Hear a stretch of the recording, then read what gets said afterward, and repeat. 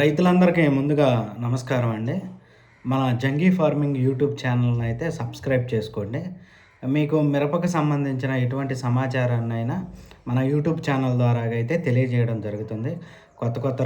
కొత్త మిరప రకాలు మరియు రేట్లకు సంబంధించి అసలుకి మిరప మార్కెట్ గురించి ఎప్పటికప్పుడు సమాచారం అయితే మనం ఏదో ఒక రూపంలో నా కళ్ళతో చూసింది అయితేనే మీకు చెప్పగలుగుతున్నా. తర్వాత చూసుకున్నట్టయితే మిరప రేట్లు తగ్గటానికి అసలు కారణం ఎవరు? అనే పాయింట్ మనం చూసుకున్నట్టయితే రైతు సోదరులారా, ఇందులో నేను ఆలోచించిందే ఒక 5 పాయింట్లున్నాయి. ఆ 5 పాయింట్లు అయితే మీతో అయితే షేరింగ్ చేసుకోవడానికైతే ఈ వీడియో చేస్తున్నా. ప్రెజెంట్ మనం చూసుకున్నట్టయితే మిరప రేట్లు తగ్గడానికి అసలు కారణం ఎవరు అన్నట్టయితే ఫస్ట్ మొదటి 1 రైతులు, రెండోది వ్యాపారస్తులు, 3 ఎక్స్‌పోర్ట్‌లు, 4 మార్కెట్‌లో ఎక్కువ ఏ రకానికి డిమాండ్ వస్తుందో దానిని వేయటం మళ్ళీ వచ్చే సంవత్సరం. ఈ సంవత్సరం దేనికైతే డిమాండ్ వస్తుందో అదే వెరైటీని ఎక్కువ సంఖ్యలో రైతులు వేయటం. ఐదోది సరైన పద్ధతిలో కాయ ఆరుదల లేకపోవటం.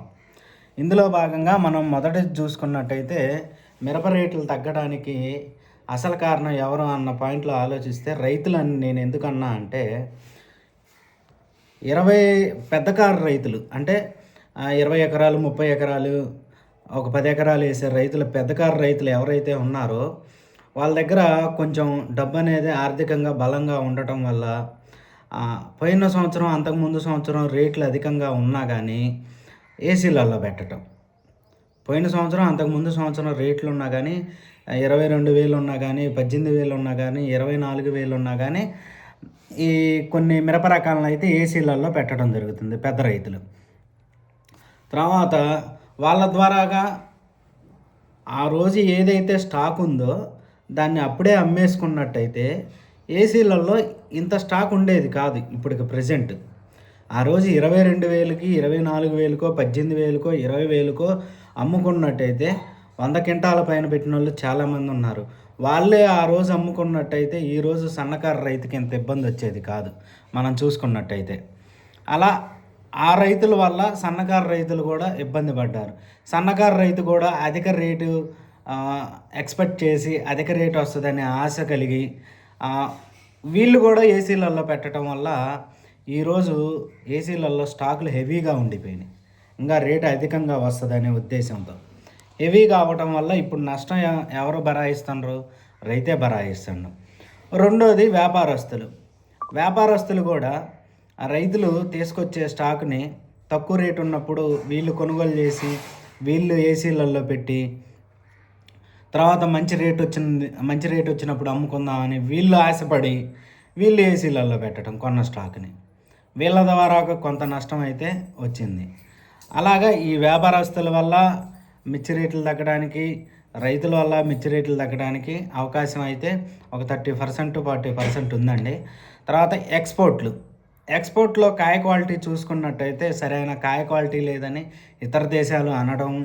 తర్వాత వచ్చేసరికి కొన్ని దేశాలలో రాజకీయ పరంగా చిన్న చిన్న గొడవలు ప్రధానమంత్రులు సక్రమంగా లేకపోవటం వల్ల గొడవలు జరగడం వల్ల అక్కడికి మార్కెట్కి పంపించడానికి ఎక్స్పోర్ట్లు అనేది చాలా గొడవలు అవుతున్న వల్ల సరిహద్దుల్లో ఎక్స్పోర్ట్లు అనేది సక్రంగా వెళ్ళడానికి అవకాశం లేకుండా పోయింది. ఇది ఎక్స్పోర్ట్ల గొడవ. తర్వాత కాయ క్వాలిటీ ఎక్స్పెక్ట్ చేసే కొన్ని దేశాలకు వాళ్ళకి ఈ నల్ల తామర పురుగు అధికంగా రావటం వల్ల ఎక్కువ మందులు స్ప్రే చేయటం వల్ల ఇక్కడ కాయ క్వాలిటీ దెబ్బతిని ఎక్స్పోర్ట్లు అనేది కొంతమేర తగ్గినాయి. ఇది ఒక 20% మార్కెట్ని డ్యామేజ్ చేసింది. 30% రైతులు వ్యాపారస్తులు చేస్తే 30%, 20% ఎక్స్పోర్ట్లు చేసినాయి డ్యామేజ్. తర్వాత మార్కెట్లో ఎక్కువ ఏ మిరప రకానికైతే డిమాండ్ వస్తుందో దానిని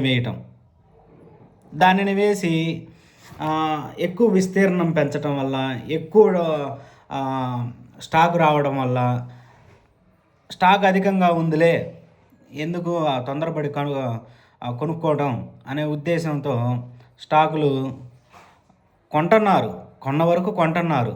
కానీ అధికంగా ఉండటం వల్ల ఏం జరిగిద్దంటే అతనే చెప్పిన రేటుకి ఇస్తాడులే, ఎక్కడికి పోతాడులే అనే పద్ధతిలో అక్కడ రేట్లు తగ్గడానికి అవకాశం ఉండిపోయింది.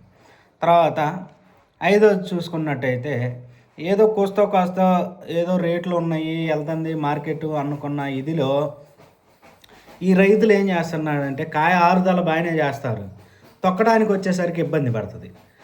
ఫుల్ ఆరుదల చేసినప్పుడు ఏంటంటే తొక్కడానికి కాయలు అనుకూలంగా లేకపోవడం వల్ల ఇరిగిపోతాయి.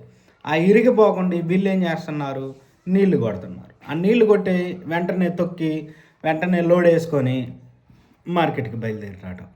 దానివల్ల మరొక సమస్య ఎదురవడం, ఆ కాయలో ఉన్న తేమ అనేది వ్యాపారస్తుడు లోపల చేయి పెట్టి కెలుకుతాడు, ఖచ్చితంగా తెలిసిపోద్ది నీళ్లు కొట్టాడని.